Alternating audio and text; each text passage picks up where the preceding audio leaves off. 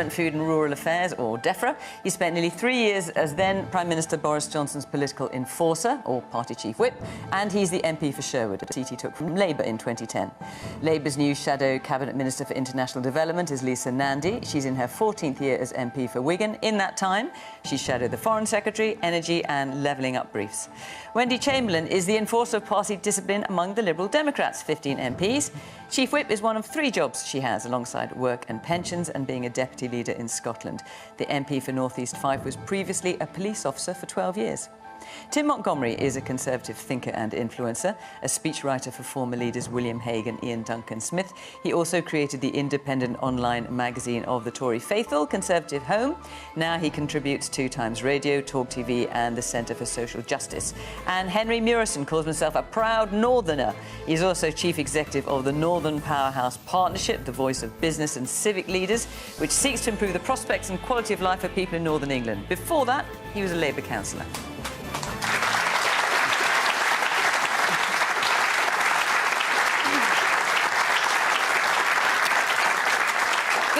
Welcome to our panel, welcome to our audience here in Sale, and of course welcome to you at home.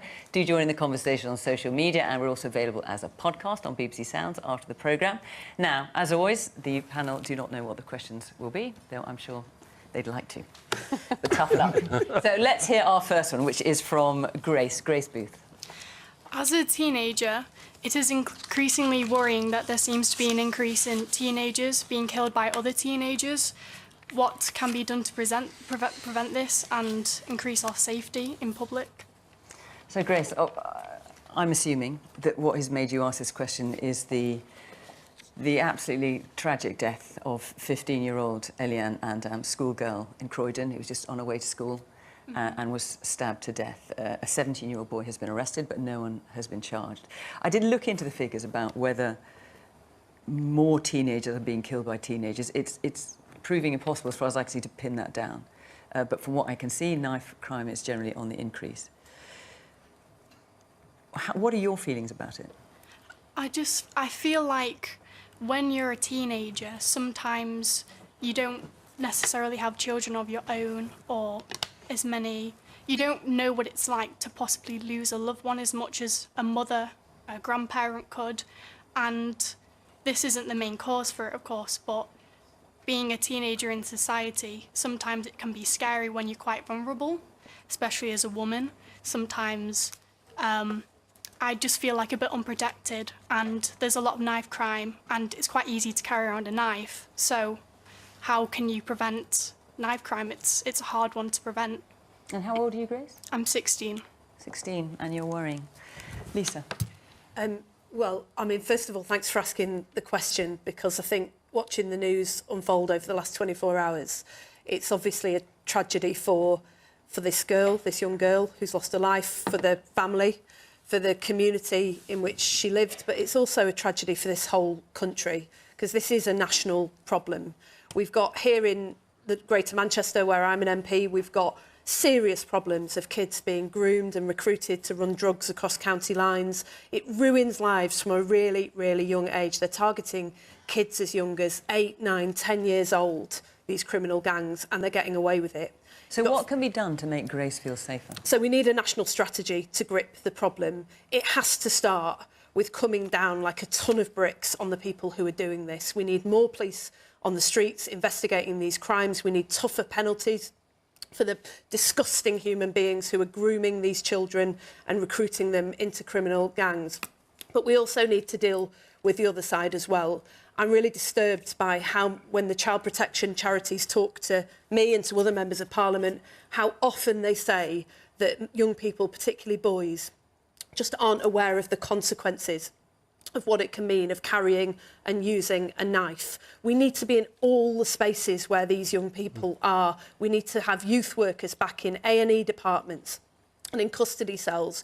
We need to bring mental health workers back into schools, and we need to really up those campaigns of people who've suffered the absolute tragedy of knife crime to go into schools and explain to young people from a very early age what it means. It needs a comprehensive national strategy to get a grip on this problem. We've failed a generation of young people, and it's incumbent on our generation to step up and get this right.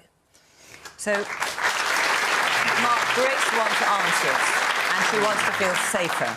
What can be done to prevent the kind of crime that we saw in Croydon yesterday? Yeah, so I mean, as a parent, I share your concern. I think clearly the events of this week are very shocking, and you send your kids off to school, you expect them to be safe. And I can roll off statistics which tell you actually knife crime has reduced since 2019, but that is of little comfort to. But it's gone up. It's gone up if you look since 2010, for example. Well, and I think. I mean, we can trade statistics, but ultimately, that's right. You've got Grace here saying she doesn't feel safe. That's right, and of course the consequence of that is that the young people don't feel safe, and so they carry a knife, and you're actually statistically more likely to be killed with a knife that you carried than with one that somebody else carried. So we've got to give confidence to those young people that those people being caught with a knife will receive very harsh sentences, and that's what we're doing.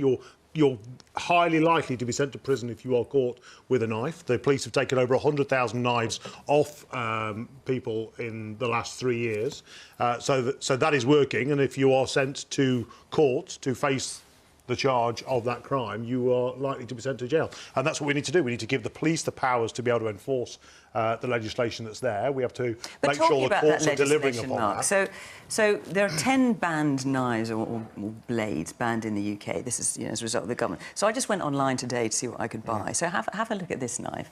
This is a zombie knife, which I could have bought for, it was quite expensive, 45 quid, but I could have bought that, no questions asked. It's nearly 2 foot long. So I thought, those knives are supposed to be banned, so how come one can still buy them? So, I mean, obviously it's very difficult to police the internet and very difficult to stop people buying those weapons. And this wasn't the dark web, this was just, But, OK, so a zombie knife isn't a very offensive weapon, but it doesn't stop someone going to Sainsbury's and buying a kitchen knife, which is equally as dangerous and could kill somebody. So it's not necessarily about the weapons, it's more about the individuals and their motivation. So what's the answer? You said so I think you would give the police the powers to go and make sure that they can intervene in these areas. We've got to try and get involved in youth groups and make sure we educate and we try and support people and encourage them not to carry knives themselves.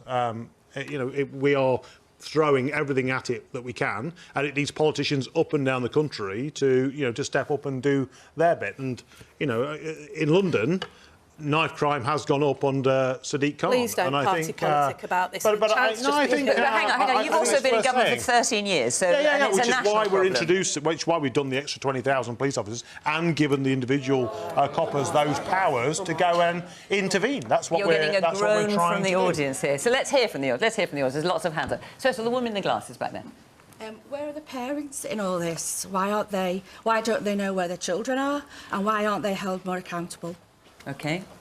Man just in front of you, yes. I've worked with young people since 1985, so I've seen a systematic change in the way that young people and adults interact. Mark, I have to say, please stop using statistics to defend the undefensible. You've stripped local government of youth services. You've taken responsibility away from councils that had proper youth provisions that the communities were a part of. I've grown up in Manchester, I'm nearly 60, so they had MAGS, which is the multi-agency gang, where Mossad was going crazy. They had community members, they had youth workers, they had social workers, they had a whole range of professionals and people involved in the community. And the community could police themselves. But the Conservative government, through austerity and these give police back the powers, you had community policemen who knew the community, who knew the people, but you're ramping up powers and you're forgetting people. It's people, and all you're interested in is the law and punishment. Whereas if you talk to people, I've been into jail with young people that are in jail, and you talk to them as a human being and you show them the consequences of their actions. Even in gang culture, there's rules, there's regulations, but you just don't see that and you don't hear that because, one, it doesn't touch your life, and two, it's a party political vote and a game. So stop playing politics with people's lives, because you'll say tomorrow, oh, no, you do. You've done it systematically. And you do this every time somebody passes away, somebody's killed.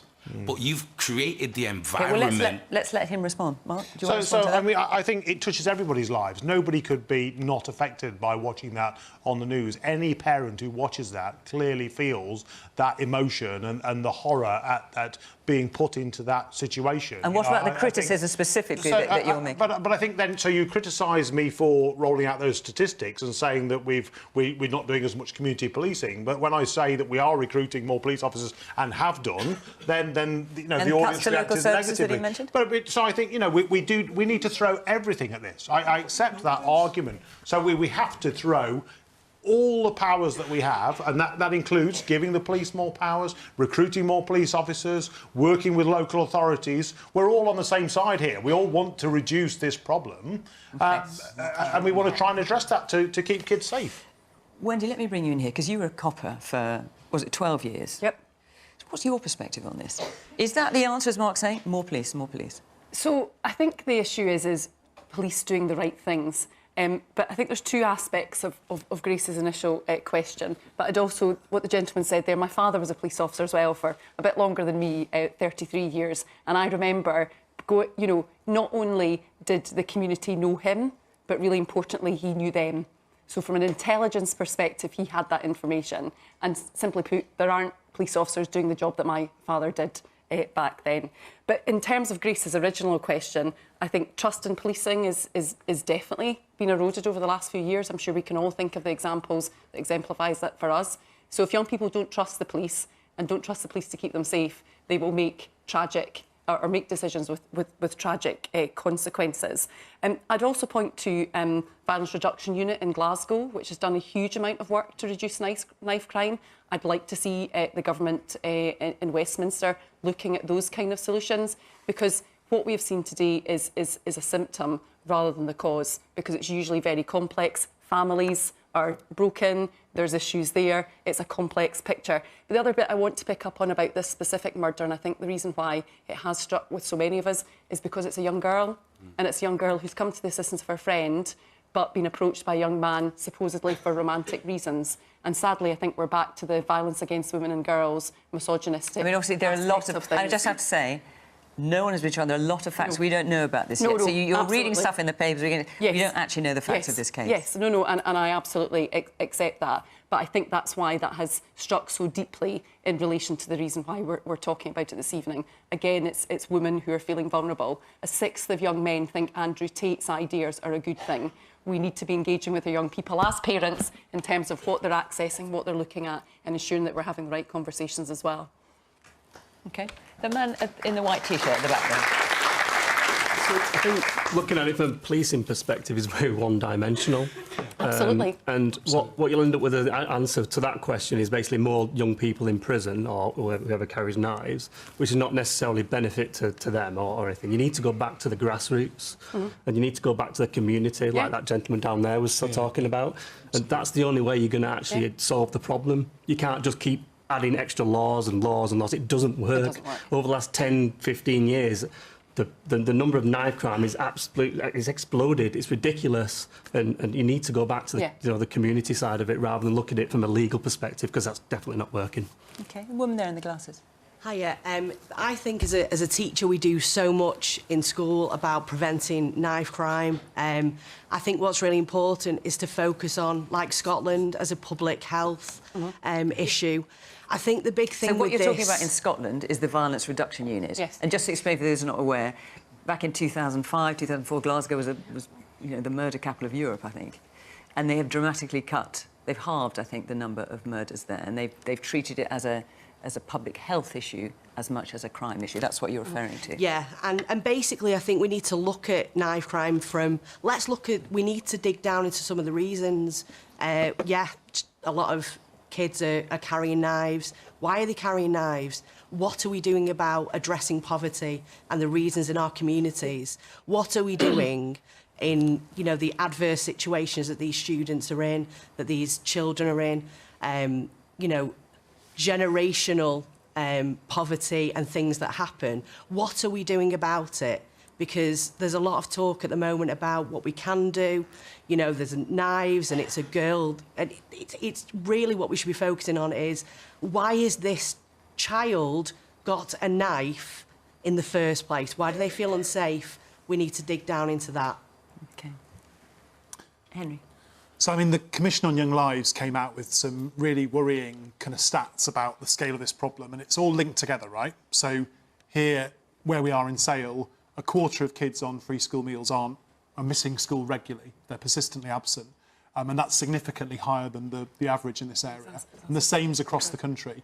And that public health approach is the right one, right? So in Northumbria, there's a violence reduction unit that's focused a lot on violence against women and girls. And I would say I was with Sadiq yesterday on his way back to London. He rushed back when this crime was reported. And I do challenge what Mark said, because I think that the approach that Sadiq has taken of working with communities and investing money in those preventative services is the right way. We cannot police our way out of this. I mean, once kids have got the knives, there's very little other than searching every child on every bus in any city centre or any neighbourhood that you can do about it. You've got to get them to not want a knife in the first place. And what the gentleman at the front was saying, I think it comes back to Grace's original question, that our focus should be on you and making you and your friends feel safe. And what we need to do is worry about that. And actually, how much the police can do to stop people once they're carrying knives is always going to be limited. They're always going to miss someone. What we've got to do is protect people like you from your friends, from people you know, and make sure that they are not taking the wrong choices. And we have to make those decisions now to invest to stop this. And here in the front. Yes, good evening. I was a police officer for 33 years in London, and Theresa May, for example, took 20,000 more experienced police officers off the street. That was a disgrace. The trouble is now, we need more police officers, not community support officers, with due respect, they're doing a great job. We need more trained, experienced police officers to get in the communities and get the information so that it can be acted upon. Tim. I completely agree with the gentleman there about the importance of youth services and the consequences that there have been of cuts in them. For the teacher and the top there, teachers shouldn't be expected to be picking up the social consequences of family breakdown, of the kind of parental problems that we see, the family decline in our country in recent years. But we have an immediate crisis at the moment. Yes, we have to tackle the causes of social breakdown. But this issue of policing, I think, is the one we have to focus on just at the moment. You go into shops at the moment and we're seeing these stories of people steaming through shops, clearing shelves, almost without consequence. People evading fares on trains and buses, charging through the ticket barriers. People are beginning to fear and feel that there are no consequences for bad behaviour. And they say, don't they, that in London, you're only a few yards away from a rat. Well, it's also been said that actually children on buses in London feel they're only a few yards away from a knife. And if you feel that, you're going to start wanting to carry a knife yourself to protect yourself. What we need, and this may be a controversial comment, and this is, I think, another mistake that Theresa May made, was to reduce stop and search. Yeah. What should be happening on buses in London, etc., is trained police officers should be going onto those buses and looking for knives. And until it becomes a frightening prospect for young people to be found with a knife on a bus, more and more people will carry them. I don't want young people, whatever, to end up in jail in large numbers. We deter it, though, by searching buses, having police profile on the streets. And long-term, yes, we need to sort out our social problems, but immediately we have a policing crisis, and we need an awful lot more police on the beat, on buses, in the visibility around schools, so that children can feel safe again. OK. All right. I'm going to move on. So it was quite clear tonight when you came in and you submitted your questions, loads of you want to talk about this, and loads of you want to talk about the next subject, so I want to make sure I give it time. Before I do that, I just want to say, if you would like to be in our audience, it's good, isn't it? Yeah? If you'd like to be in our audience, go to our website where you can see a list of dates and future locations. Next week, we're in Wolverhampton. So if you live in Wolverhampton or around Wolverhampton, we would love to see you. So go to our website and you can apply and come along and be part of that. And the week after that, we're in London. And also, I just have to say, because it's a new thing question time, if you would like a picture of your area to appear here, because we like to show where we are. So obviously we're in Sale tonight, because otherwise this always looks the same. But we are moving around the country every week. If you would like to send us a picture, we will feature it here. So you email us your best shot at qtpictures@bbc.co.uk. I haven't learned that off pat yet, but I will, I promise, by next week. So there we go. Right, let's take our next question from Sam Shabir. Hi. Is HS2 still worth it, or is it now a colossal waste of time and money? What do you think, Sam? If rumours are to be believed, because it is still a rumour, but I'm a believer in no smoke without fire, without it not coming to Manchester, I think, first of all, as a Northerner, I'm a little bit insulted, and I think it's a bit of a disgrace. And secondly, if that is the case, then yes, I do think it has been a waste of time and money. I look around and people are struggling to heat their homes, people are struggling with all the, food banks are record high levels. Could that money have not been used in other areas of society today where we're seeing a lot of poverty and things like that? So that's my view on it. So come on, Mark, put Sam and many others out of their misery. Are you going to build HS2 or not? So we are building HS2. HS2 is being built as we speak. There are diggers. Yes, but are you going to build it to Manchester and beyond? Yes, we heard the Prime Minister say that, I think, 30-odd times this morning on his regional news round. So it is being built. So, yes, but you know what the question is. Is it going to be built to Manchester and beyond? So let's be serious. I mean, as you indicated, it's a huge amount of money. Any government worth its salt will, of course, continue to review these decisions and make sure that that is a good use of taxpayers' money. And that is what is happening at the moment. The Chancellor of the Exchequer is reviewing whether or not HS2 continues to be good value for money. And I think any credible government would continue. In the light of what's happened since the decision was made to build HS2, i.e. a global pandemic and a war in Ukraine and the impact that's had on people's costs are going well incomes. up before then, as you know. So there are, of course, those additional challenges which you've made reference to. So any government worth its salt surely should, on a regular basis, review that use of taxpayers' money or identify whether there is other things we can spend that cash on which would work better in northern communities. And I think we've been doing both. We've been investing in those northern communities and in those transport links across country as well. But the process that is happening is a review of whether it is still the right use of taxpayers' money. And I think that's what any credible government should do.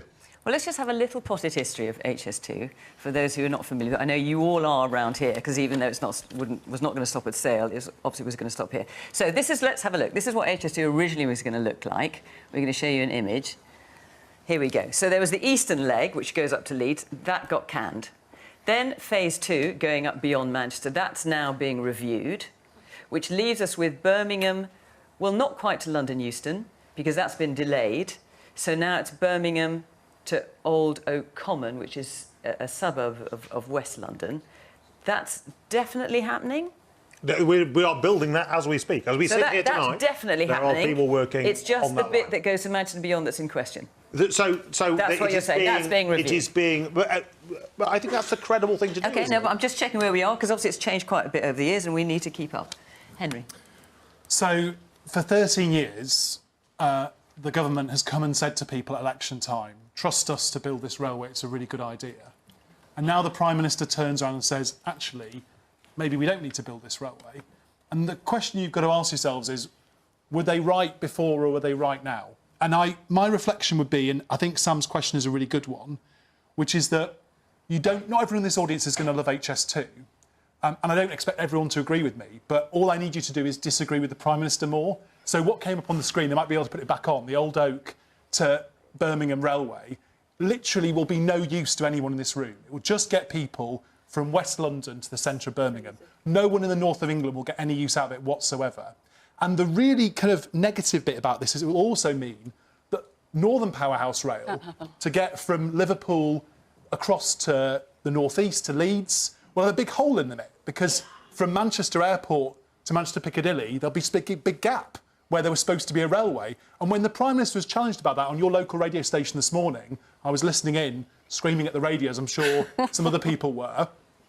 He refused to commit to building a new line across the Pennines still and talked about potholes and buses, and I was with people in South Yorkshire yesterday on the radio saying they don't have any buses either, so I'm not sure what that's really about. And I think where it finishes, if you're a Prime Minister of a great nation, like Great Britain, surely you want to leave a legacy. If I was Prime Minister, I don't think I ever will be, but I would want to. And at the moment, it's going to be cancelling HS2 to anywhere where people really wanted it. It's very popular in cities like Manchester and Leeds.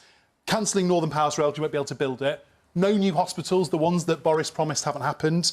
And no rolling back on net zero. And it feels like anything that Boris Johnson touched, this Prime Minister wants rid of it, even though it's the stuff that actually this government was getting right. They're just throwing it all out in the street like it's not worth anything. Just briefly, Henry, because you were there at the beginning of HS2 when Rishi Sunak was discussing it with Boris Johnson.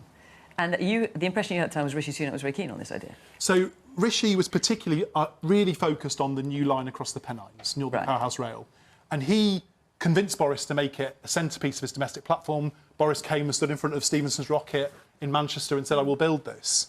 And that's why this morning I was so upset, to be honest, because the point of it is that if you were going to take away HS2, then you would think, oh, well, there'll be something significant in place of it. But I don't think that'll happen either. I think what the government has decided is that actually they're not really interested in economic growth. Because up here, we earn £8,000 a year less than people in the south of England. But are you saying and that's because we're disconnected from each other. Are you saying you'd build it no matter the cost? I mean, I don't think we could do that. You can't do it no matter the cost, and no one is saying that. But what I would say is this government position. That's literally the government position to look at value for money for the taxpayer. But my response would be, Mark, that you have over-engineered it with tunnels that meant that Tory voters in the south wouldn't dislike it. Yeah. You have not been able, and you've delayed it in the last year and added £500 million to the cost. So I think we can come up with a credible plan to make it cheaper. That isn't the same as saying we're not going to take it to the same places. That's a completely different argument. Lots of hands up. I want to hear from somebody. Woman there with the glasses. Yeah, just to kind of echo Henry's point, when HS2 was first mooted, which was about 10 years ago, I remember going to the consultation in the middle of Manchester, and I think the point that I would like to make is that I think actually back then there wasn't this cost of living, there hadn't been a war in Ukraine, obviously. But I think the biggest insult is that even whether it gets built or not, the insult really is that Northerners weren't listened to. Yeah. The very people this was supposed to benefit, that wasn't built. Man at the back. I think if we'd started building from the north down to the south, we wouldn't be having this conversation, would we? There wouldn't be an issue. Okay. The woman there in the green jacket. Well, yes. I think it was easy. It was easy for HS2 to work between London and Birmingham, and it's just too tricky in a political hot potato. But we feel abandoned, and it's not right. We need to be brought along with everybody else in this country, and we're also taxpayers here in Greater Manchester, and it's our money too, which is going towards the building of HS2. Okay, let me hear one more thing. Yes, so the woman in the blue top there. Has there ever been a proper consultation in the government where they actually said, listen, we're going to do Manchester to Birmingham, Manchester to Leeds, Manchester to York, rather than all this hoo-ha about London upwards? Why about not Manchester downwards? Has there ever been anybody consultation in the government that considered the taxpayers' money or anything like that? Which is the point the other man was making. If you started from the north downwards, perhaps you might be in a different situation. So Lisa, where's Labour on this? Because I'm confused. So you've got two shadow cabinet ministers, one saying, this is last week, one saying on one day, we will build HS2 in full and we will build Northern Powerhouse Rail in full. The very next day, yet another shadow cabinet minister saying we need to see the full cost before we come to a decision. So which is it? You're going to build it, you're not going to build it? Yeah, we want to see HS2 built. We've been consistent about that over a long period of time. The reason I want to see it built is not because it's quicker. Just to be clear, that's Labour policy. Yeah, when you got the Shadow Chief Secretary Treasury saying we're going to see the full cost. Okay, if it's all right. I mean, I will answer the question. I always answer the question on the show, which sometimes gets me into trouble, but I will answer the question. We want to see this built. There's no question about that. We've been consistent about that. We would have started in the north, not least because the biggest economic benefit of this line is the bit between Manchester and Birmingham, which is precisely the bit that Rishi Sunak is now talking about cancelling. I don't want to see it built because it's quicker to get to London. I don't give a stuff about that. I give a stuff about the fact that it takes 3 hours to get from Wigan to Newcastle, that it takes all day sometimes to get to Leeds because the trains don't turn up, that my constituents can't get home on time to read their kids a bedtime story, sometimes for years on end, because Manchester is completely clogged up, because the infrastructure that we've got was built in Victorian times, and unless we sort that out, the North will be condemned to this sort of misery, not just for decades, but as Andy Burnham said, for 50 or 100 years. That's what High Speed 2 was designed to solve. And instead what we've got is the absurd spectacle this week of a Prime Minister who has spent £25 billion of our money on this railway, now saying that a line that was supposed to go from London to the north is going to go neither to London or the north. It's ridiculous. That's why we're saying to the government, open up the books and tell us what the actual hole is that you've blown in the finances. Because there's a suggestion it could cost up to well, 100 billion. and this is the point, we don't know. The last projected costs of this that were published were done in 2019. Since then, Liz Truss crashed the economy and sent costs soaring through the roof. We've had a global inflation crisis as well. And we've also had a Prime Minister in Rishi Sunak who's dithered and delayed, and those delays alone are projected to cost about 300 million extra on the project. We want to know what the hole is in the budget. We want to know so we can fix it. We're committed to bringing our railways back in-house. But hang on a sec, it doesn't sound like... But hang on, it doesn't sound like you're committed, not you personally, I'm saying. But if you've got the Shadow Chief Secretary to Treasury saying Labour needs to see the full cost before it comes to a decision... I'm on your show, Fiona, and I'm telling you the answer. This is my backyard. It matters to me. The HS2 will get built under Labour. I am telling you that we are committed to bringing the railways back in-house. We're committed to public control over our buses, like Andy Burnham is doing here in Manchester, and we're committed to upgrading our infrastructure to solving this problem around Manchester HS2? so that Northern Powerhouse Rail works. And committed to building HS2? I didn't hear that in the list. No, we're committed to upgrading the infrastructure so we fix the actual problem it was designed to solve. Yes, we want to build High Speed 2, but the first thing we need to know from the Chancellor, from the Prime Minister, is open the books, come clean, tell us what the hole in the budget is so that we can fix this mess. We can't do it unless he comes clean, not just with us, but with the country as well. This isn't just a question of giving us the railways and the infrastructure that we deserve in the north of England. This is a basic question of giving us the respect that we deserve after 13 years of broken promises. Tim.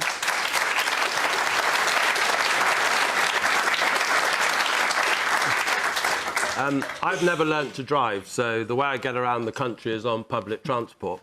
And if you'd seen me ride a bicycle, you'd be very glad I'd never learnt to drive. But when in Salisbury, where I live, and travel up to London, the trains run pretty much on time most of the time.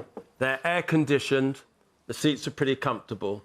And as I travel further north, it's almost like going from colour to black and white in terms of, you know, the service. The trains get less reliable.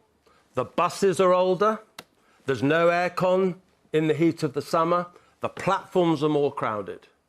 There is something absolutely desperate about the inequality in the infrastructure between different parts of our country. And let's not just think of it as a north-south thing either. The people often forgotten are people in the valleys of Wales or the rural area of Lincolnshire or, you know, the Highlands of Scotland or whatever. I understood why we wanted to build HS2. But at some point, and this is why I'm glad that I'm a pundit rather than a politician, we have to decide, OK, we've lost a lot of money, it's been a national disgrace. Fiona, I think you just mentioned the cost could go as high as 100 billion. I've seen estimates of even higher. And I don't know what Henry would say, but, you know, we could be talking 120, 150 billion pounds. It's a brave politician that potentially cancels this project. But if we're talking about that kind of cost overrun, think what you could do with that money instead. You know, that sort of money, you could build hospitals, new hospitals in every part of the north. You could build 500,000 council homes and address, you know, rough sleeping and people living in bed and breakfast. You could refit every single school. We have to realise that, yes, this has been a debacle, but are we really potentially willing to throw away another £100 billion when we have other pressing needs from broadband in rural areas to basic transport services? And so I'm glad I'm not Rishi Sunak on this occasion. But But I think at least he's being honest that we need to face up and have a proper national debate about this. And I think probably the right judgment, in the interest of the North, the interest of the whole country, is that this white elephant of a project does actually now need to be scrapped. OK. So it's interesting you've got some applause there, Tim, because from the questions that came in, there is a lot of support for HS2 in the room. There's clearly some people that don't think it should be built. So is that you, madam? You just stuck your hand up. I don't think it should be built. I've never thought it should be built. But, and I'm going to why, read... why is that? Well, can I just read off a piece of paper? And I'm sorry, because I won't get it all right if I don't read it off. OK. In 2015, the House of Lords Select Committee, said the government at that time had yet to make a convincing argument for spending billions on HS2. They went on to say there was a strong case for building the northern leg of HS2 first. They said while they were supportive of investment in rail structure, they were not convinced that HS2 is the best way to deliver this investment. Why does nobody listen to these guys? Why do we have committees? Why do we have inquiries? Why do we have all these things? Why do people all that spend that time and money? And nobody listens to them. Please, why?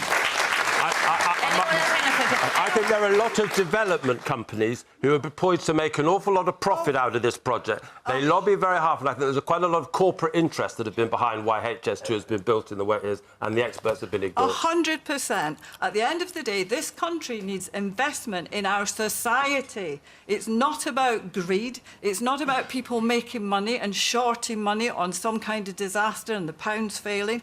Who are these guys? They've got it all in the Cayman Islands or wherever. It's wrong. It's morally wrong. We need to invest in society, whether it's knife crime or anything. Okay. Have you watched the BBC programmes, Joe Swash, Teens in Care? Have you watched the BBC series Parole? You will see why these things happen and why people go to prison and why people commit crimes. It's not rocket science. Invest in society, please. Wendy. So, I'm reminding you of Sam's question, is HS2 worth it or a colossal waste of time and money?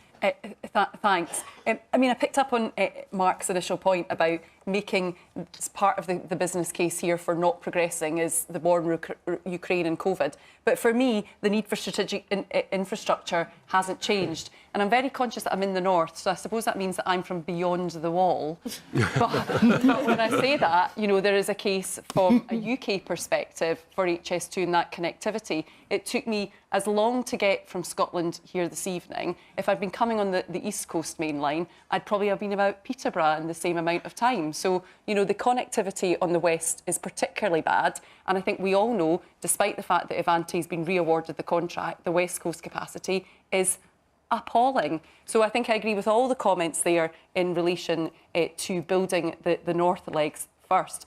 But I think the other side... Of course, one of your own MPs campaigned against HS2, as you know, in the Amersham and Chesham by-election. She said HS2 is a big no. So it's not a consistent message. You're referencing Sarah Green in Chesham and Amersham. I'd point out that Cheryl Gillen, who was the previous Conservative MP in Chesham and Amersham, was also not supportive of the project because she was representing her constituents. But that of course, but you're talking for the Lib Dems tonight, and I'm just wondering if you're all singing from the same hymn sheet, because you've got your MP saying absolutely not, and you're saying no, we should definitely go ahead. But she's representing her constituents' concerns, and isn't it even more of a betrayal if, given that the people in Buckinghamshire have gone through all the sort of pain, disruption, the damage to the children's, etc., and then the ultimate project to rebuild in the north and produce the infrastructure, it hasn't happened. So I think that is the point that I would want to make. And the other bit is Crossrail. You know, again, you've had in the southeast a huge multi-million-pound infrastructure rail project delivered in the southeast, and you feel abandoned and left behind. OK. I'm going to take another question. So I want to try and get through a few more times. For sure, we could talk about HS2 all evening. But I'm going to move on to take another question from Thomas McClay. There you are. Suella Braverman says that multiculturalism has failed. I think in Manchester it's working. Does the panel agree with her, or is she wrong?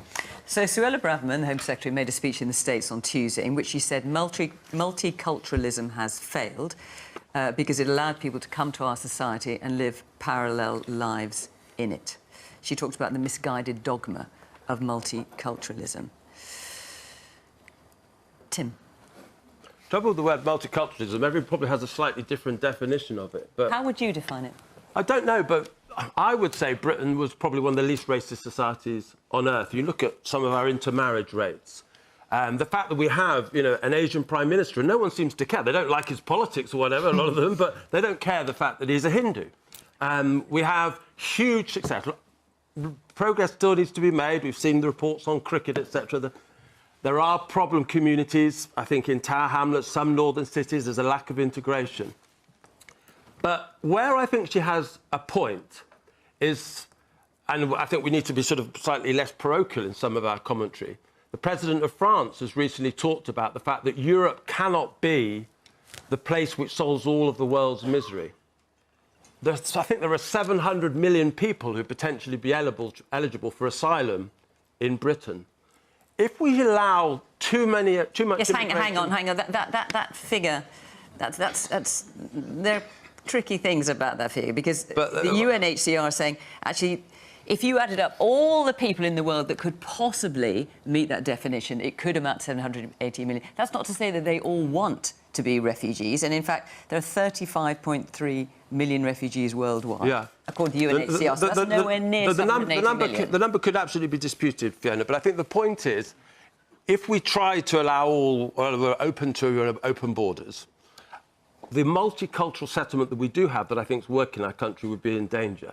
There's only a certain number of people you can take in a year if our schools, our housing system, our welfare system is to cope, if there isn't to be a backlash from local people. It's of great prize what we have in Britain, and actually control of immigration maintains that prize. We have a really valuable, orderly society in this country, and managing immigration, which no government is doing particularly well at the moment in any part of Europe, is very important. And that's where I think Suella has something we should listen to. Wendy? Actually, how would you define multiculturalism? It goes right back, I suppose, when I think about my modern studies days, but it's how communities interact together, but also how you add into the different cultures to make a culture that is completely unique. It's not about a monoculture, it's about those different communities coming together. But I mean, I'm old enough to remember Priti Patel standing up in Parliament to say that the Nationality and Borders Bill was going to sort everything in relation to migration, and that went really well. But it does feel like we're in a position where, just ahead of the Conservative Party conference, we've got Suella Braverman making a pitch for what comes after the next general election. And part of this is obviously to make the case for leaving the ECHR, where we would be like Russia.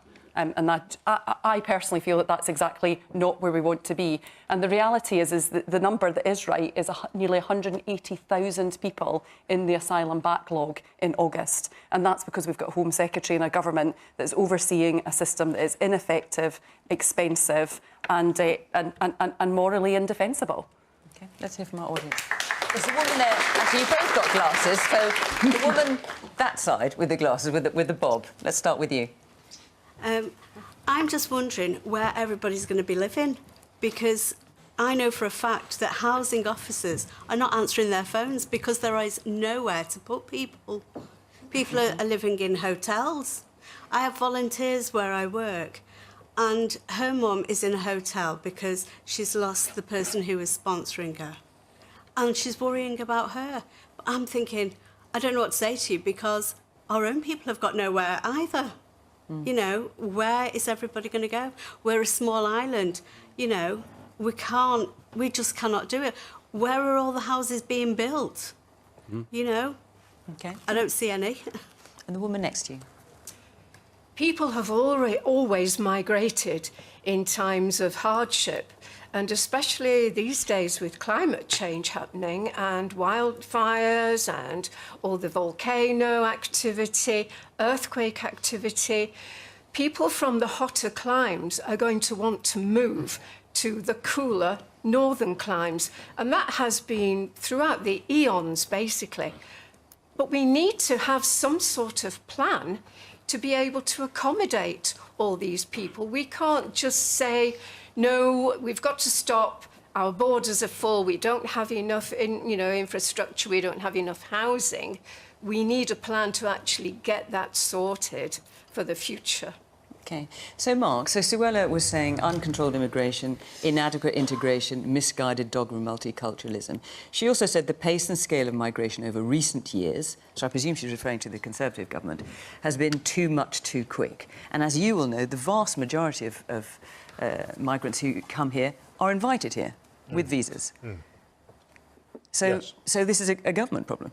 No, I think so. First of all, I mean, let's celebrate what a brilliant country we are. There's no wonder that people want to come to this country because we are a very open, welcoming, friendly group of people who get on very well together. And I think we should be celebrating that fact. It's no surprise to me that people want to come and live in the United Kingdom, but that is not. But it doesn't sound like Suella's agreeing with you. Everyone's getting on so well. I think. She thinks multiculturalism has failed. We recognise that.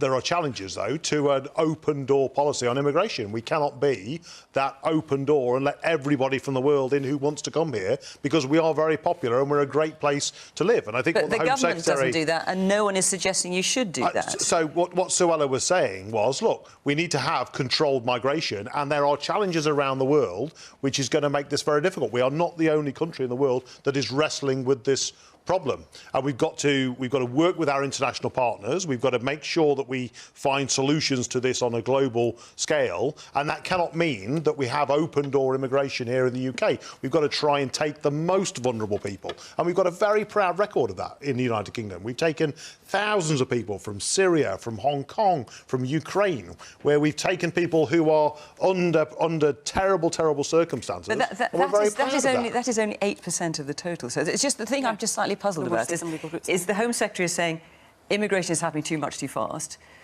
but the vast majority is because the Home Secretary, present and past, have invited these people in. No, what we have done is we've taken people from the most challenging places in the world. No, but the vast majority are not those. They've got they're on work visas.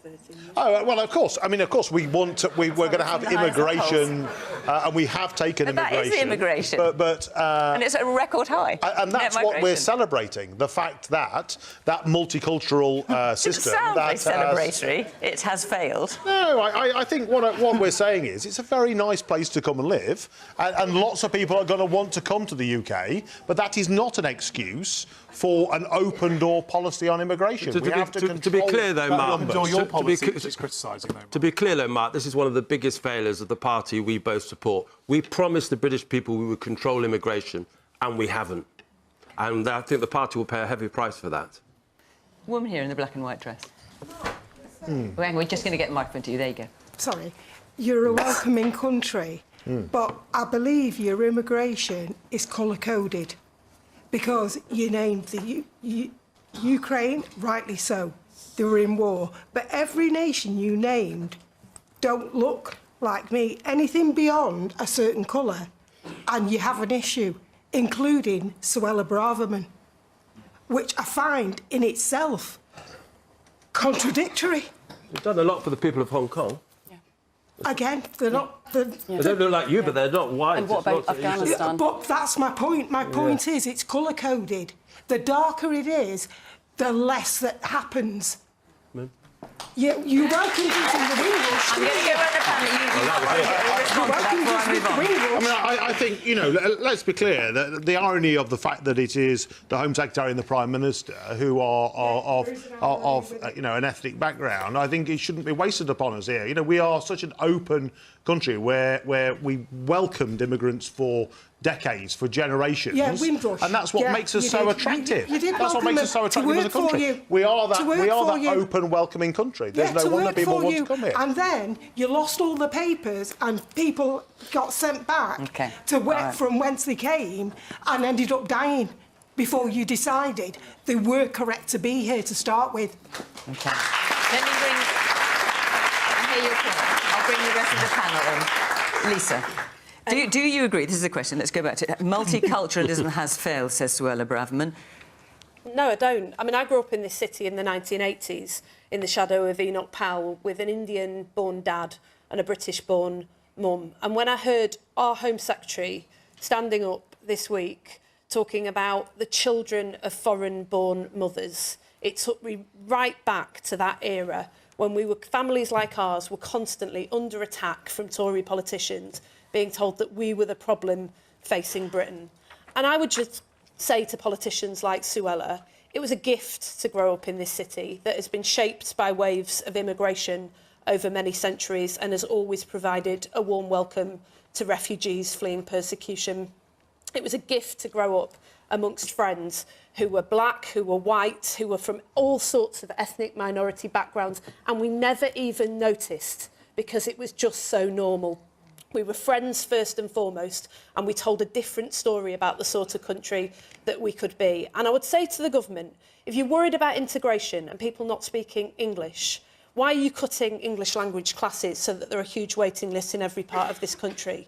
If you're worried about people fleeing persecution, war, climate change, why did you abolish DFID and trash one of the best things that this country has ever been able to give to the world? If you're worried about the future of this country and people being able to have enough houses to live in, why is your house building programme falling off a cliff, and why have you presided over the loss of houses, including social housing stock, over 13 consecutive years? And if you're worried about asylum seekers in hotels, why aren't you processing asylum claims and getting a grip on the asylum system? The problem facing this country is not people like me or this lady here or our inability to understand one another.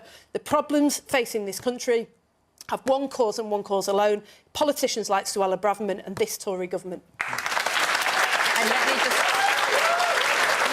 ask you, Lisa. So, total net migration to the UK on the last figure was 606,000. It's a record high. Is Labour happy with that number? It's an absurd question, and I'll tell you why. Because for 37 consecutive seasons in a row, the Tories had a net migration target and failed to meet it, and in the end they just abolished it altogether. You know why? Because last year immigration increased significantly because we decided to fulfil our obligations to people in Hong Kong, and because Vladimir Putin took illegal action in a war against Ukraine, and the British people opened their homes and their hearts to Ukrainians, and the government rightly let them in. That's why you have to have a much smarter debate about immigration. We want to see this country playing our part with others in a proper system, international system, where we give a welcome to people fleeing persecution and do our bit. And we want to see our immigration system tied to skills, so that instead of saying to other countries, skill up your young people and we'll just pinch them to come and fill labour shortages here, we invest in young people here so that they can get those jobs in our hospitals, our schools, our care homes that they so badly want and need, and so that we don't end up in this false divide between people from overseas and people here. We can invest in our young people, we can get a grip on our immigration system, but we can't do it with these sorts of nonsense debates that we've had to put up with from the Tories for far too long. I mean, it's ironic, isn't it, if you're the Home Secretary and you go abroad to give a speech, basically, and trash your own government's record on something. It just doesn't seem, and sort of testing out lines for a future leadership election, but that's more Tim's area to comment on. I think my reflection would be, and it'd be wrong for a business person and someone who represents businesses in the north of England not to say, actually, that business people want immigration in a managed way, and that means that we shouldn't count students in the immigration target that the government has. They count students in those numbers, but they come here and they go home again. But we still count them as if they're... Because that's not migration, as far as I'm concerned. And they're not putting strain on housing stock. They're living in purpose-built accommodation in the city centre of Manchester. And the reflection I would give is that if we want to build more houses, I'm afraid to say construction workers are one of those things we could really do with, actually, some help with bringing people in from other parts of Europe and the world. And that is a legitimate thing, that we are very short of certain skills, right, on certain projects. And so I would reflect on the fact that I think we get into a massive confusion and a muddle between what we need in terms of legal migration and the very legitimate challenges around our asylum system. And the two just get completely confused. And the Home Secretary is deliberately doing that, right? Because she wants you to feel that this is people breaking the rules, that migrants are people that aren't playing by the rules. The vast majority, as you said as chair of this panel, right, are here completely legally. They've done nothing wrong. Yet we behave as if these people are not playing by the rules. They are. And I think on the multiculturalism question, I didn't want to let it pass without actually saying, we should be massively proud of this audience tonight, of the type of society Manchester the North is. I live in Bradford, one of the most diverse cities in the country, one of the youngest cities in the country, and I'm immensely proud of the type of society that I live in and the one that I'm part of. And I I find it really upsetting that this issue is used in the way it is to try and divide people, because the immigration and asylum system is really contentious and difficult public policy. You've got to have a meaningful and sensible debate. And Suella Braverman has gone after students, she's gone after universities, she's gone after lots of groups in British society that she thinks are sort of easy targets where she can score a quick victory. And I do worry that actually on something like, for instance, on gay people in Afghanistan, this government brought gay people to this country. In that speech, she also had a go at that as well. And it's like, I'm immensely proud that when the Western Alliance was falling, we thought to bring, with Stonewall, gay people to this city. 500,000 people were at Pride in Manchester. So whether it's the diversity that Lisa was rightly talking about around ethnicity and around where people come from, or whether it's people's sexual orientation, I think we should be absolutely proud of the sort of city Manchester is. It's a global city, and it has a population to match. And that's just what it should be like. So she absolutely did not say that. Actually, if you listen to the words she actually said, I think most people would agree with her. I can quote exactly what she said. She said, there are vast swathes of the world where it is extremely difficult to be gay or to be a woman. Where individuals are being persecuted, it is right that we offer sanctuary. Yep. They're exactly the But words not of where the they're Home discriminated Secretary. against. And the other thing is, Fiona, is that's what she those was numbers saying. are actually 2% of the overall total. Exactly. So it's another dead cat, frankly, trying to point in that direction. But to try and insinuate that she was having a go at gay people is completely factually incorrect. She was trying to pretend that people can just come here and say that they're gay and get granted asylum, and that is not the case. You don't just have to prove she that was you've been making the argument that open door immigration doesn't work. You have a well-founded fear of persecution. But what's she arguing against? This is her system, and she doesn't even understand it. I mean, it's just absurd. Honestly, I think your government thinks that we just are too stupid to see through this. But after 13 years, I can tell you that we're not. About 30 seconds left. We'll take one more thing from the audience. Yes. So the woman there in the check shirt. Yes. I know, not first-hand, but my mum, she works for Stockport Council, and she's dealt with the asylum seekers. And the one thing that not necessarily frustrates her is the contract that's been awarded to Serco, when her and the rest of her team have to deal with putting everything in place for them, and why the contract hasn't just been awarded to the local councils. So it's better for them to be put into the community, because she's done community cohesion for like the past 10 years in the deprived areas of Stockport, like Brennington and Bridge Hall and places like that. So she knows the background, but then the contract's been awarded to a private company that don't have anything to do with the community, when we've got to try and put these people into the community. All right. Yeah. Thank you for your point. OK, we're out of time. This is one of those programmes where you could go on so much longer, but I'm afraid we can't. Our hour is up. Just to remind you, if you can't stay up late till this time on BBC One, you can always see us on the iPlayer at 8 o'clock every week. Thank you very much to Jenny Harrison and Jade Hanley for supplying the photographs under here and showing everybody where we are, these lovely pictures of Sale. Next week, we'll see you in Wolverhampton. Don't forget, if you want to come and be in the audience, go to the Question Time website. We would love to see you. But from the panel, from our great audience here in Sale in Greater Manchester, thanks for being here and thank you for watching. Bye-bye.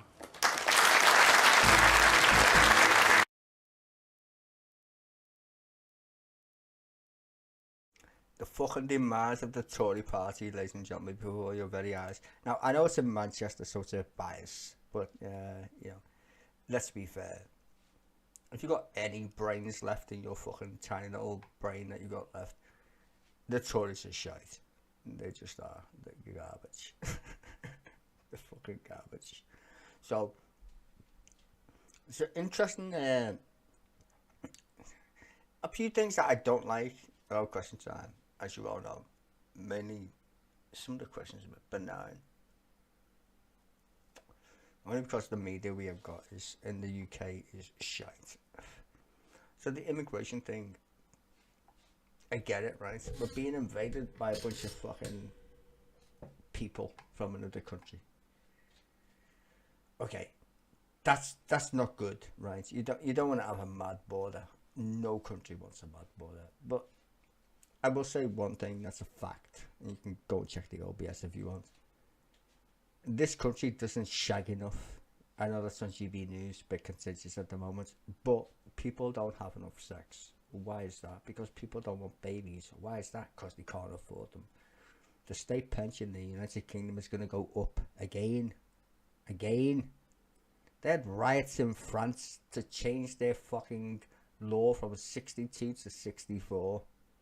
You know the average age for a worker in the United Kingdom to be a fucking pensioner? 70 odd. Yeah, you'd be dead. You'd be dead before you get to retire. The average age for a man, working age man, is 70 something. So you're gonna die anyway. I think it's less for a woman, obviously. Don't know why, because women live longer than men. Bit weird. Okay, never mind. Point being is it's shit. And a lot of people confuse that. We should definitely have a more liberal migration policy for people. I mean, if you want to live here, just make sure they pay tax and they're young.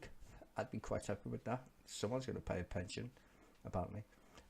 So yeah, give people the ability to work would be handy. I think that's the whole problem with the whole EU Brexit thing.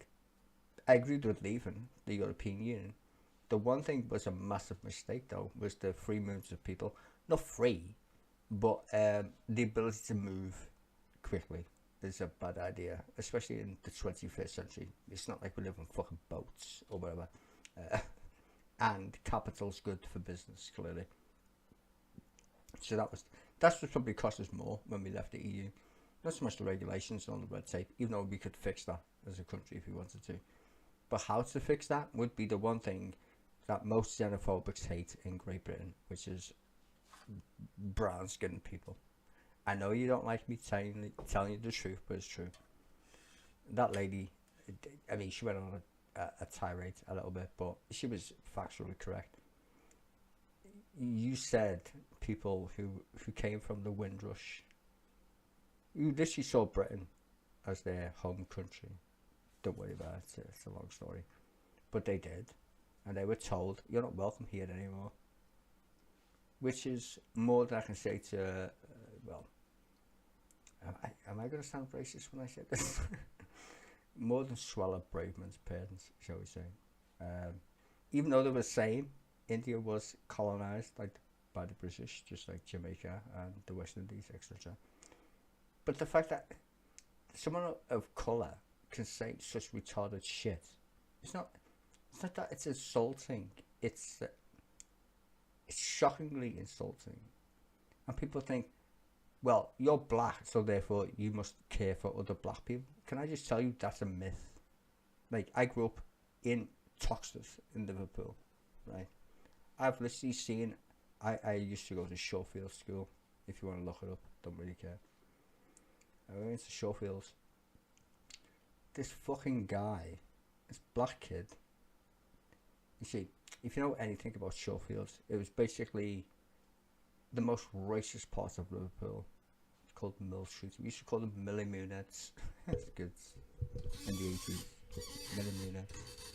And I went to school. I used to go to another school before that, but I changed school. I ended up in Shawfields. And this fucking black kid. And I don't mean black like me. I'm light skinned. I really am very light skinned. I'm mixed race ×2, so I'm very light skinned. This guy is fucking cunt of fucking kinte black, like African. You get what I'm saying? Like black. Like if someone said, "Are you?" Like someone would say, "You're white compared to this guy." Is the point, right? This guy's fucking black. All of his white friends. Let me put this in context. His friends, who are white as the moon, as white as you can get, snow fucking white, are pelting my bus with stones, shouting the N-word as loud as you possibly can. Kids, you know. Anyway, he just stood there watching, has his friends blast fucking stones at our bus. Now, let me tell you what happened in terms of the reaction of all the black kids on the bus. Do you think we were angry at the white kids throwing stones, calling us the word? You know what the word is, right? No. everybody on the bus was shouting house, Uncle Tom, you name it, at the black kid, who's literally stood there fucking watching his mates do exactly what he was doing. And if you think Suella Braverman or Rishi Sunak or Tom Cleverly aren't them same kind of motherfuckers who will stand there and watch their fucking friends throw stones, you're very mistaken. Very mistaken. So I'll call Suella Braverman exactly what she is, a fucking house nigger. I'll call Tom Cleverly a fucking house nigger. All of them, they're all fucking house niggers.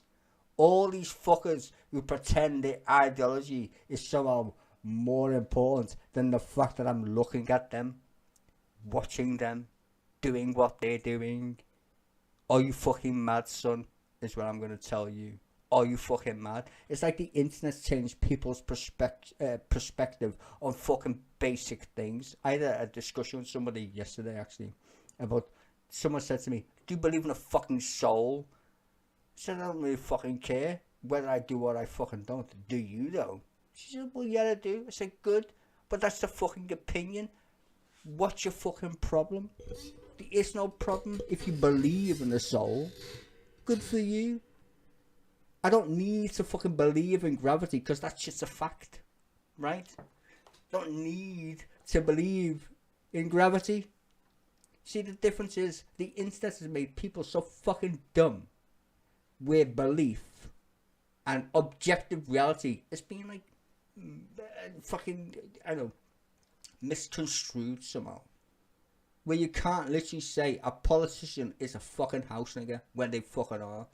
I literally watched one of the funniest shits I've ever seen today on Twitter, or X, as it's not fucking called, right? Some black African lady, African American woman, I don't know, her name's Charlotte, I think. I could probably fucking get it. Her name's fucking something anyway. And she literally said in Congress, which I died laughing, she said, in the shitter. Now, you know I watch a lot of politics, right? I've never heard any congressperson literally swear in Congress. I died. It's not that I died that she said it. It's the flow in which she said it that made me, one, impressed, and two, made me laugh my tits off. Because it's like, at least somebody's got some fire under their ass. Like, all this Donald Trump shit. Are you mad? People think Donald Trump is some, like, savior. He's a fucking B-Tech Hitler. Like, what, did you not read history books? Same thing in Britain. Are you not seeing the writing on the wall? These right-wing, fascist, fucking ass clown, fucking house niggas are doing the same shit. Just because a bunch of house niggas are telling you, fuck immigration, you think that's true? And then someone had the cheek to tell me, indigenous British people. I said, motherfucker, are you a Roman? Like, when was the last time anyone was indigenous in Britain? The entire point in Britain is, we got invaded and then decided, fuck it, we're going to invade everybody else. That's the entire joke of being British. Are you mad? What country do you live in, pal? You never seen Monty Python? I guess not. Right? So the entire shit's funny to me. And when I see Question Time, people like shitting on the Tories. Good, shit on them. They're garbage. The Tories are the worst. And I say Tories, I don't even mean Tories. I mean these kind of Tories. You know, Taylor Swift has got a lot of shit lately by the right-wing American elites. Taylor Swift shagged some guy from the NBL. Couldn't give a fuck, right? She doesn't like Donald Trump. If you watch the documentary with Taylor Swift, she says, these Republicans ain't your dad's Republicans, and this is the problem. People think, in fact, people still think that the internet isn't an issue in terms of how people get their news. I said this before about Russell Brand. I said it about many of the fucking shit. Even I've watched the rise of news programs on the internet. Have you noticed that? Anybody? No, nobody's noticed it. Bitch, I've been streaming this shit way before Nevada Media, Young Turks, all these fucking hyperbolic niggas who beg you for your money. Give us your money. We can't do it without your money. Motherfucker, I've been doing this shit. Nobody gave me any fucking money. What you telling me I can't record YouTube and show it back to you fuckers without no commentary and you say give me money? Bitch, you think this is a get rich quick scheme is what your fucking problem is. That's the problem. Everybody thinks I get paid if I go on the internet. Please like and subscribe. Go, no, fuck no. Do not like and subscribe. If anybody asks you that shit, delete their channel. Straight away. Fuck them. They're all charlatans. Why do I need to give you information that basically you should already fucking know anyway, because you shouldn't be dumb. But I'm just giving it to you for free with commentary. Like this shit right now, BBC Question Time. The fuck decided that should be paid for? I don't know. BBC maybe. Do I give it to you for free? Yes. Why is that? Do I want to get paid by you to give you this shit? No. I want you to be a smarter kind of fucking human and listen very carefully. To the host, to the questions, to the fucking answers. You don't need to pay for this shit. No, you don't. Information's free, motherfuckers. As soon as someone tells you you need to pay for shit, tell them to go fucking get a job. Which they should do. Don't pay anybody on the internet. And this is like legitimately something that you're interested in. For real. Like, I pay for a lot of stupid shit. Most of it's football. In fact, football and something else. That's it. But they're legitimate things that I want to fucking give money to. Right? Because I want the extra content. But in terms of political analysis, get the fuck out of here. I ain't no Jim Jordan, motherfucker. No. Don't pay me. I'm just giving you my 2 cents on the fucking madness in which we call the universe. And probably you didn't go to school. But let me remind you, the universe has no fucking edge. The universe is 13.8 billion years fucking old. And these motherfuckers don't even think aliens are real. That's a fucking funny subject in of itself. And now I have to tell you people, yo bitch, listen to this politics. Listen to how mad this shit is. Right-wing, neo-Nazi fascists telling you, oh yeah, let's hate other humans. What the fuck are you on about? With a black face? Is Britain a racist country? Yes, it is. Get over that fact. As soon as you accept the fact that Britain's racist, you'll be a happier human. It is racist. It just is. What part of it isn't, don't you get? Like, 87% of the population of the United Kingdom is stone cold white. Not black, not Chinese, not Afghanistan, not whatever the fucking other shit you... Even fucking my friend from school, literal friend from school, I asked him one day, I said, yo nigga, what colour are you? India he's from. Bangladesh. You know what he told me? I'm fucking Indian. I said, bitch, that ain't even a colour. Nigga said it anyway. You get what I'm saying? It's the conception of what you are, where you are, right? I consider myself English. Right? Where was you born? England? What colour am I? Well, that's tricky because I'm fucking... I don't know what colour I am. Is there a colour shade? I'm mixed race, even though that's a stupid word if you bother to read fucking the species or whatever. Anyway, if you look up origins of the species, it doesn't make any sense. But point being is, especially with genetics, today at least, point being is, so you say, well, I'm Afro-Caribbean, mixed race, blah, blah, blah, right? That's a thing. But if you say to an Indian, and let me just point this out, Indians have different systems of how they treat people. It's called a caste system. A long time ago, when I was on Twitter, a long time ago, I've only recently joined back, to be fair, but a long time ago when I was on it, I had an argument with some Indian lady. She was talking about race. I don't know what the fuck she was arguing about, but I fucking argued with her. Said, bitch, you are literally talking shit because you have a caste system in your entire country that's based on religion. You see, there's white motherfuckers in India. Not that they're all white, we get the point. And there's black people. They're called the untouchables, right? And that entire system is based on their religion. Literally based on their religion. It's not based on like, we just don't like you. It's based on, no, literally, we read it in a book. You're evil. We don't like you. They're the facts. You ask any Indian, they're facts. They literally have a caste system, right? So, when you think about culture and all that shit when it comes to what these people are on about. And then you multiply it by about 1 billion if you include the internet. Because the internet is, I've told you this before, I don't know if you paid attention, the internet's like a giant classroom. Giant classroom.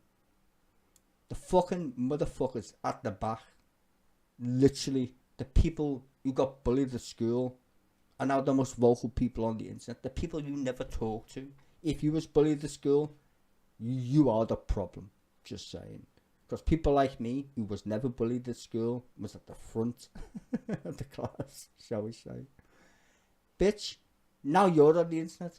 I guess I'm kind of like a bit obscure because first of all, I could fight, and second of all, I love science. So I did a bit of both. I love science and fighting. So to see people who are on the internet who I think you were bullied at school and now you're chatting shit, like incels for instance, like this whole MGTOW thing, like men against women. You're just a pussy. You never got fucking laid anyway. Andrew Tate, fucking pussy, never had a fight in his life, fucking massive faggot. Now he wants to say women are all hoes. Okay, dickhead. Is your mum a hoe? Probably. In this fucking respect, isn't it? And that leads to GBN News, which didn't even get mentioned tonight, which I thought it would, but didn't. GBN News. This lady, Anita, or Anna, I forgot her fucking name. I think her name's Anita or some shit, whatever. Anyway, she works for politics show. She's actually really nice. In terms of, I do politics, so I watch political shit. So I do love politics show. It's a source of information, not gonna lie.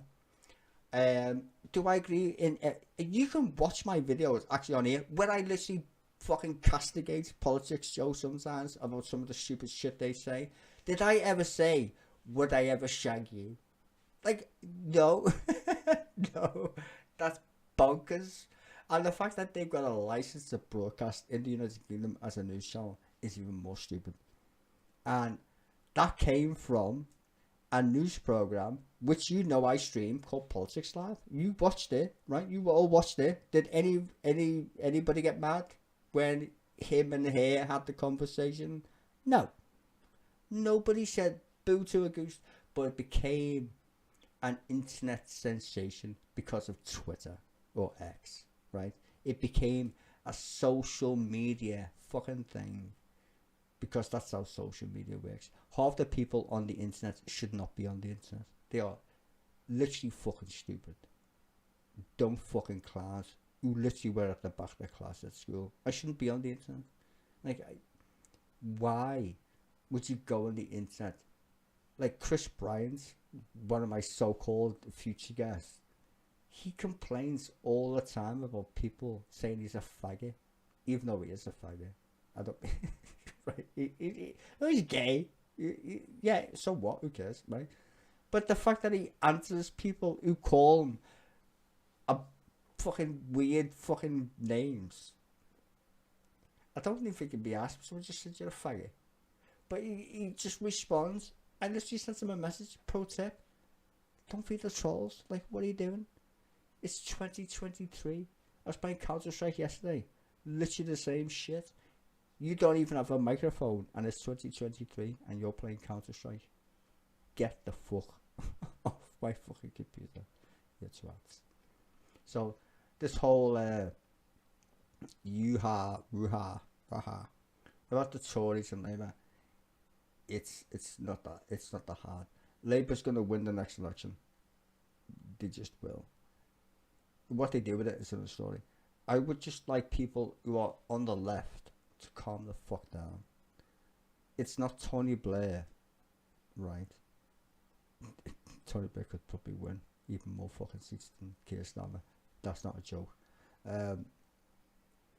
But you need to understand the country is fucked.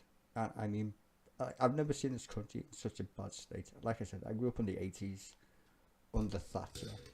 Fuck my life, Thatcher would be crawling around in a little demon box at the point. How badly the Tories are. Because none of them are good. None of them at all. And I can say kind of the same thing with the Labour Party. I would like politicians to be qualified for their jobs. Like, just, can you be qualified at least? Like, if you're going to be the Chancellor of the Exchequer, can you be good at math? Can you count to 10? You know, basic shit. Like, at least the Labour Shadow Chancellor used to work for the Bank of England. Like, literally. So I'm thinking, you can't be that bad at your job, surely. It's not like I hired a plumber and then I got a fucking electrician by mistake or whatever. So, I don't know. Just vote Labour. I know it seems mad, but the Tories are shit. And even for 2 Tory voters who watch my stream, or 3, don't know how many are, probably 2 Tories, 1 Lib Dem, don't vote. Just stay at home. Do us a fucking favour. Stay at home. We've had a fucking enough. I would go down the list of how bad this government is, but it would literally take me a fucking hour, give or take. But what I will leave you with is something funny. It literally is. Like, it's had me laughing since I've seen it. And by the way, In the Shitter is kind of trending, thanks to me. Because it's so funny. This black lady, I'll find her name. Hold on a minute. I showed it before on Politics Live. It's fucking hilarious. Over on stream Politics Live. It's just beautiful. I wish our politicians literally had this much fire. I'm not saying they have to be mad or whatever, but the fucking fire of this lady is, I would just say, awesome. Especially when Fox News was streaming it, because it was fucking brilliant. It's on Fox News. This lady, they're the name, Jasmine. Sorry, Jasmine. Her name's Jasmine Crockett. Like Jiminy Crockett. Just listen to this fucking fire, as he says. Brilliant. Funniest shit I've heard, like, in a while. From any, like, I've never seen any congressperson say what she just said. The way she said it's funny, though.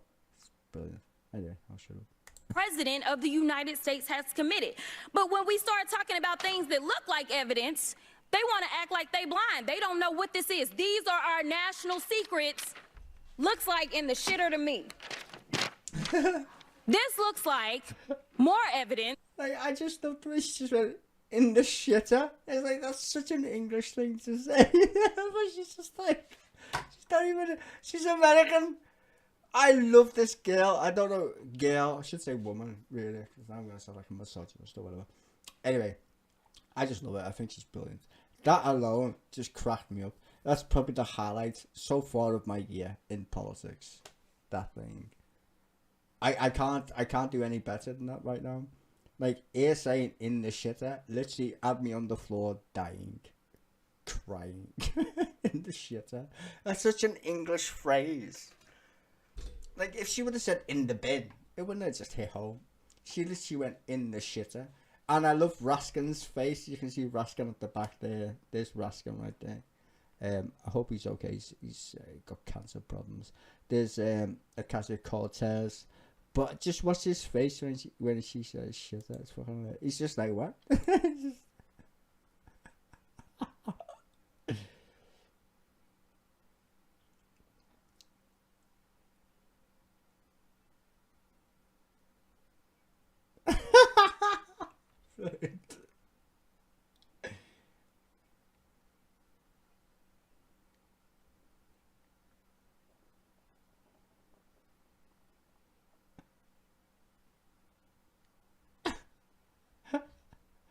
No one's asked. Like, you can say look at Raskin's face. Raskin doesn't care. I love him. He's just like, go on, keep going. Yeah, it's like, that's what I'm saying.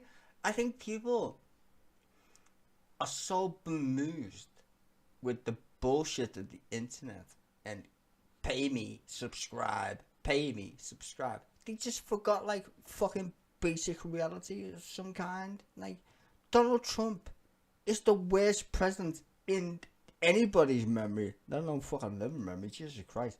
Like these fucking ass clown fucking wannabe fucking KKK members fucking storming the capital of the United States. Like, are you mad? Like, has everybody forgot that shit? You watch the news, oh, Donald Trump's in the polls, blah, blah, blah. Like, this motherfucker literally shit all over the United States Constitution, and you still want him as your president? Like, I'm sorry, I read a history book about Hitler. I'm fucking scared, because either the United States is the worst kind of Germany you can possibly fucking imagine, or we literally entered the fucking Twilight Zone. Like, literally. I ain't even fucking around anymore. I watched and read too much about politics for me to even give a fuck lying to you. We're on the precipice, I should say, of something extraordinarily fucking dangerous. Like, I don't mean World War III.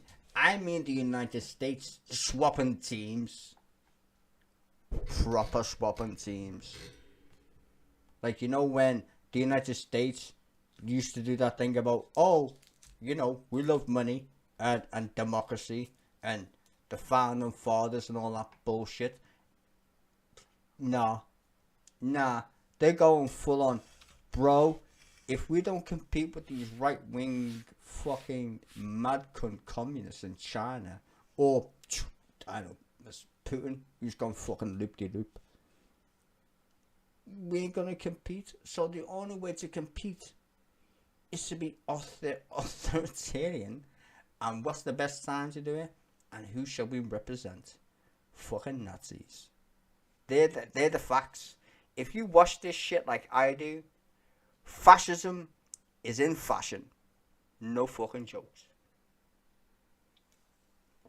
And the scary part, and I'm going to end on this, the scary part is the fascism that's in the United States is literally being imported to the United Kingdom.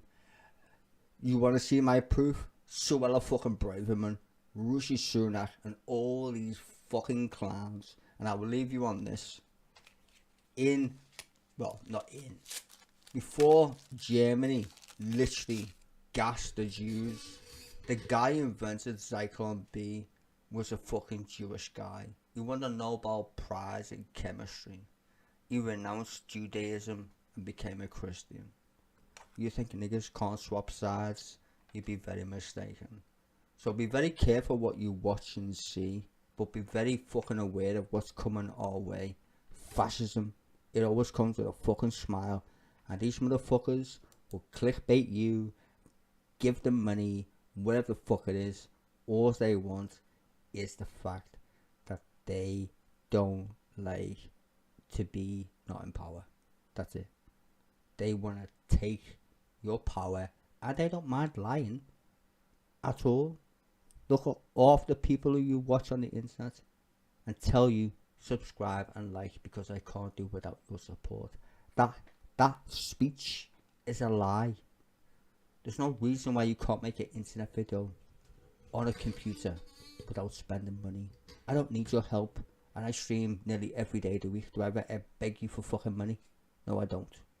Do I need you to subscribe? That's up to you. Do I say that anytime? No, I don't. Do you know why? Because it's not required. Because I don't fucking do this shit for money. Other fuckers do. Because they're trying to be the very thing they rail against. Well, we don't like mainstream media. Give us money so we can be just like mainstream media. Get the fuck out of here. All these crackheads that are doing the same thing. Money chasing fucking clowns.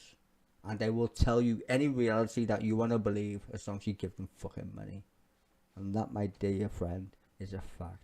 Don't just no fucking buddy who fucking asks you for money on the internet. They're all scammers. Scamming fucking racist class. Facts. Anyway, enough of my waffle. Enough of question time. Don't subscribe. Don't like. Do what you fucking want. Ta-ra. I'll be back on Sunday.